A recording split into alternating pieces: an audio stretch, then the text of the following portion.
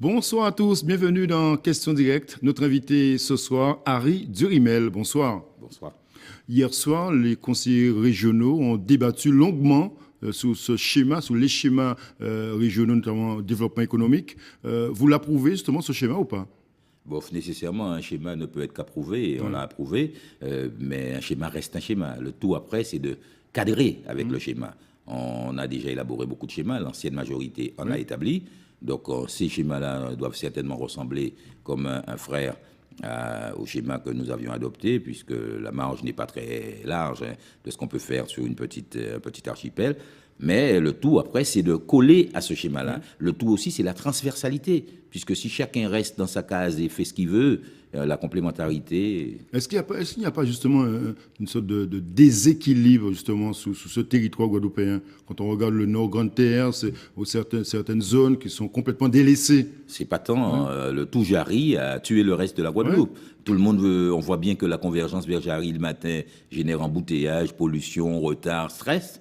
Malgré tout, on oublie Anse-Bertrand, on oublie Petit Canal, on oublie Marie-Galante, on oublie tout ce qui est éloigné du centre. Mais ça, c'est une volonté politique. Vous êtes un élu. Mais je suis un élu, mais pas un élu majeur, pas un élu déterminant. Je suis un élu minoritaire, donc je peux faire passer des idées. Aujourd'hui, mais vous avez été au sein de la majorité. Mais même, j'étais minoritaire de la majorité, et vous savez bien comment... Donc les Verts sont toujours minoritaires quelque part. J'espère qu'un jour, les Guadeloupéens reconnaîtront qu'il faut un écologiste, un poste responsable dans ce pays-là. N'empêche que malgré tout, un petit parti, mais une voix forte qu'on arrive à entendre dans les hémicycles, et donc...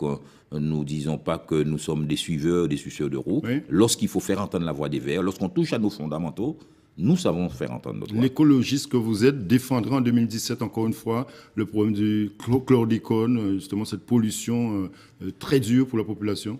Mais quand on pollue nos terres, un huitième de la surface agricole est gâché pour 700 ans, on ne peut que rester mobilisé jusqu'à ce qu'on ait une reconnaissance de cette catastrophe et une indemnisation juste, un dépistage systématique sur ces pêcheurs qui ont nourri leurs enfants avec des poissons contaminés, leurs familles, et on leur dit 15 ans plus tard, attention, arrêtez d'en manger. Ce qu'ils ont déjà mangé les a déjà empoisonnés. Donc on ne peut pas lâcher, mais ce ne c'est pas l'écologie. Il vous faut aussi un soutien fort de tous les élus dans ce combat. C'est ce qu'on a tenté de faire. On a écrit à tous les élus, on a écrit aux élus majeurs, les présidents de communautés d'agglo. On a écrit également aux députés, sénateurs, à tous les élus majeurs de la Guadeloupe pour leur demander de soutenir Louis Manscourt, député européen, qui, à nos côtés, défend notre pétition. Vous avez été entendu jusqu'à maintenant? Mais on vient de leur écrire, on vous tiendra au courant. Nous ferons savoir ceux qui ont répondu et ceux qui n'ont pas répondu. Vous aurez l'occasion, en tout cas, à Harry Durimel, de défendre ce sujet, pas seulement, puisque vous êtes candidat aux élections législatives. Donc c'est tout bon pour vous, c'est l'occasion jamais de défendre ce genre de dossier. Mais vous savez bien que je ne défends pas ces sujets que lorsque dans le cadre d'élections. Donc c'est mon fond, c'est une tribune et que je ne vais pas manquer d'utiliser pour faire entendre encore la voix de l'écologie. Mais je tiens à rappeler que l'écologie n'est pas que l'environnement. Le développement durable inclut la culture, inclut la défense de l'homme, l'humain aussi, puisqu'on a tendance à parler que de croissance et que de normes économiques, mais le développement durable inclut la culture, le bien-être de l'homme dans une société où il fait bon vivre. Donc vous maintenez cette candidature en 2017? Ben oui, mais pour moi c'est naturel. Je l'ai été en 2012 et failli gagner puisque j'ai mis Jalton en ballottage, je suis sorti deuxième. Et aujourd'hui, je pense que sur 4 parlementaires de l'Assemblée nationale, la Guadeloupe peut envoyer un écologiste sur 4. Et je pense que cette fois-ci, ça sera la bonne. Je le sens. Oui, vous le sentez? J'ai une intuition. Oui, vous avez une intuition. J'ai comme le sentiment que je suis le prochain député. On enregistre cette discussion ce soir sur ATV. Dans le débat présidentiel, c'est vrai que les Verts ont un candidat mais beaucoup de candidatures, beaucoup de candidats sont venus en Guadeloupe. Parmi eux, il y en a qui vous ont marqué dans leur discours, par exemple, Mélenchon, Macron. Bon, vous savez, par a priori, quand des gens viennent en Guadeloupe à la veille d'élection, je suis déjà réservé sur leur sincérité. Et je suis encore déçu de voir qu'en 2016, on danse encore avec des visiteurs politiques. Moi, ça vous a choqué? Mais bien sûr. Emmanuel Macron danser, qu'on lui montre qu'en Guadeloupe, nous sommes des guincheurs, nous sommes des bons danseurs. alors qu'il y a de vrais problèmes dans ce pays. Lui-même doit se demander, il danse encore sur les tropiques, alors qu'on est venu leur parler de choses sérieuses. Et qu'attendez-vous justement de ces candidats qui viennent chez nous? Eh bien, moi, saisir l'occasion pour les emmener sur le terrain, toucher à notre réalité, les emmener discuter avec des familles qui sont empoisonnées, les emmener rencontrer des jeunes qui n'ont pas d'emploi, qui n'ont pas de perspective et qui végètent au pied des cités parce que la ville ne leur offre rien d'autre à faire, les faire toucher du doigt notre réalité, les emmener dans les îles, parce que la Guadeloupe n'est pas que la Guadeloupe continentale, il y a des Irades, il y a Marie-Galante, il y a les Saintes.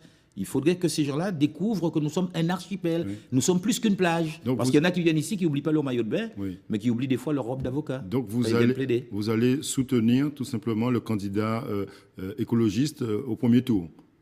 Oui, le premier tour, chacun reste dans sa boutique. Sans conviction, visiblement, vous n'êtes pas très... Je ne suis pas enthousiaste, je l'avoue. Je ne suis pas enthousiaste et j'aurais préféré effectivement que tout le monde participe à une sorte de primaire de la gauche et qu'on choisisse le meilleur d'entre nous. Le problème, c'est qu'il y a des archaïsmes qui paralysent encore le paysage politique et on a l'impression que dans le monde, partout, il y a un éveil et le bouchon va sauter. On va peut-être voir d'autres schémas, d'autres visages apparaître sur la scène politique. En résumé, vous suivez l'actualité nationale, vous suivez l'actualité internationale. Quelle analyse faites-vous aujourd'hui de ce quinquennat de François Hollande? Vous êtes aujourd'hui déçu? Il aurait pu faire mieux Je ne sais pas s'il aurait pu faire mieux. Je sais en tout cas que ce qu'il avait promis, il ne l'a pas fait. Il avait promis de rompre avec le tout finance. Nous savons que le problème de l'Occident aujourd'hui, de l'Europe, c'est que l'Union européenne s'est complètement avilie sous un modèle importé, le modèle américain, qui tend vers une privatisation à outrance, vers la suppression des barrières douanières, vers un tout privé et la disparition de l'État-providence. Donc nous pensons que c'est à l'échelle européenne qu'il faut arrêter ce mimétisme, ce suivisme de l'Amérique qui ne nous emmène qu'à la catastrophe. Et ça passe peut-être par un député écologiste, un président écologiste également. En tout cas, Éric Jalton l'a dit quand il a reçu Hulot, et nous étions à Taonaba, il a dit que la France gagnerait à élire un président de la République écologiste. Et il a même dit qu'Harry Durimel ferait un bon parlementaire. Je l'ai battu en 2012, a-t-il dit, mais il ferait un bon parlementaire. Donc vous avez des soutiens déjà. Mais bon, il a choisi quelqu'un d'autre. Oui, effectivement, il a choisi quelqu'un d'autre. Juste rapidement un mot sur... Vous avez aussi un combat politique que vous menez à Pointe-à-Pitre. On a annoncé justement cette semaine ce déficit de 22 millions d'euros à Pointe-à-Pitre. Ça vous inspire quoi? Eh bien, ce que ça m'explique, je l'ai dit hier soir au conseil municipal, et qu'il faut que nous mettions tout à plat, que la Chambre régionale des comptes a ouvert la boîte de Pandore.